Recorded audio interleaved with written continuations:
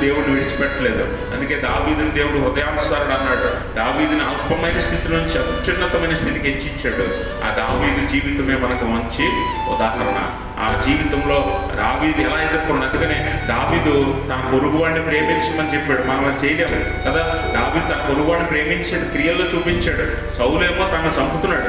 సౌలేమో తను చంపడానికి ప్రయత్నం చేస్తే సౌలు దొరికినా కూడా దావీదు సౌలుని ముట్టుకోలేదు. ఏమీ చేయలేదు. అది ఆ ప్రేమను కలిగి ఉండాలి. దేవుని నిమిత్తం ఆ ప్రేమను చూపించాలి. దావీదు చూపించాడు. అందుకే దావీదు దేవుని హృదయానుసారుడు. దావీదు దేవుడు మెచ్చిన వాడు. కాబట్టి ఈరోజు విశ్వాసగా నీ జీవితంలో కూడా ఈ క్రియలు, ఈ అపవాది సంబంధమైన క్రియలు వదిలేసి పొరుగువాడిని, శత్రువుని కూడా ప్రేమించగలిగే స్థాయికి నువ్వు ఎదిగి, అలాగే దేవుడిని సంపూర్ణంగా ప్రేమించి దేవుని కొరకు పౌరుషం కలిగిన ప్రయాస చేయి, పరిచర్య చేయి. పౌరుషం కలిగిన పరిచర్య చేయి. ఒకప్పుడు చేసావు, ఇప్పుడు చేయట్లేదు. నువ్వు కావాలనే